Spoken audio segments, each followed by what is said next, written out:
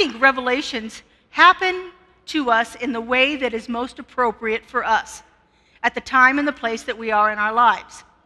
So for instance, with the Jewish people, they had spent many, many years being subjugated by a more powerful force. And so they were looking for someone to save them. They were looking for someone to come and get them out of this situation. They felt victimized by the Egyptians, and so they were looking for something to be revealed that could take them out of that situation. In the case of the Christianity with Jesus, Jesus was looking for connection. He was looking for relationship. He was looking for a deep understanding of his relationship with Spirit. And he found that. We have wonderful phrases from him. I and my Father are one. The place on which I stand is holy ground, for God is there. These are relationship kind of revelations. So Jesus was looking for that. The Jews were looking to be saved. Jesus was looking for relationship. In the story of Ramadan, Muhammad is a merchant who happened to be raised by a widowed mother. And so he was considered at that time, because back in 500 AD, there wasn't a whole lot of value put on women. So since his father died, he was considered an orphan. And his mother had no way of making any money. And so he was very dependent upon the goodwill of other people as he was growing up. And then he married a wealthy widow later on, and so he became this merchant. And he's looking for something. There's something missing in his life. He is looking for a way to make sense of all of this, a way to make sense of how people can go through their lives and have to depend on other people, and how people need to be freed from this poverty and the way that people looked down on him because he was an orphan, because his mother was a widow.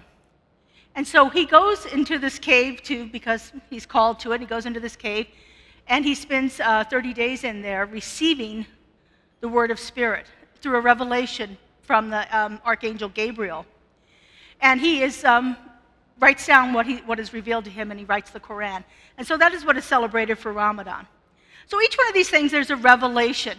There's a way that Spirit reveals itself to the people involved in the situation.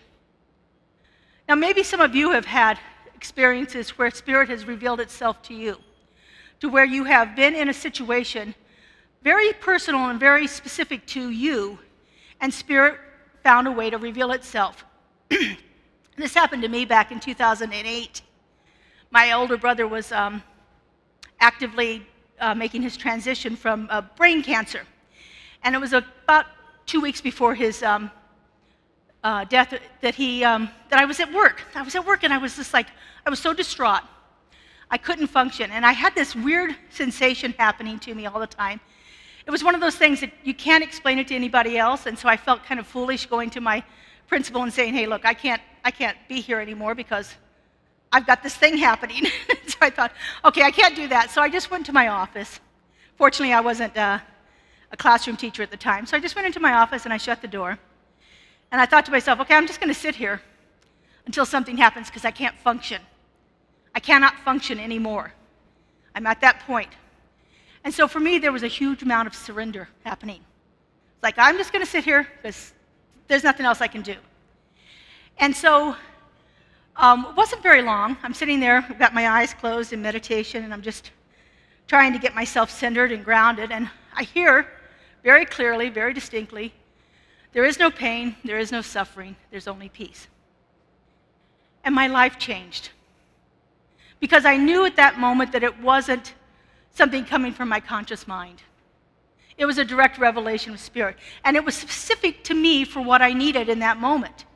I needed to know that my brother was going to be okay.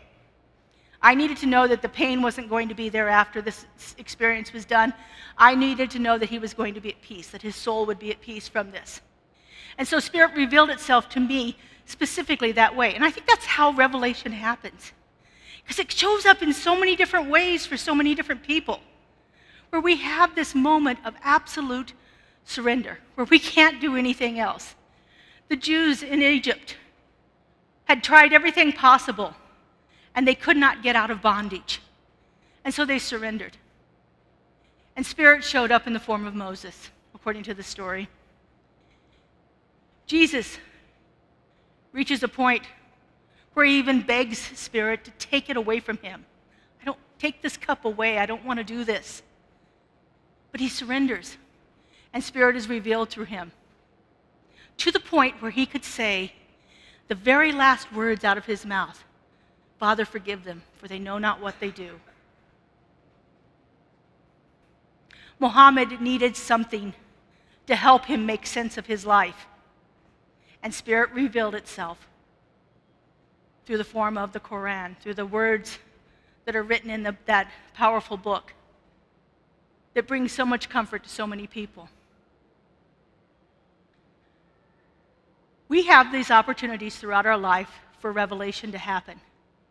And as I said, I think surrender is a big part of that. I think we need to step out of the way and release that need to control it, the need to make it work the way we want it to work, the need to have it fill that void that we're seeking for when we think it's one thing and it really is something else.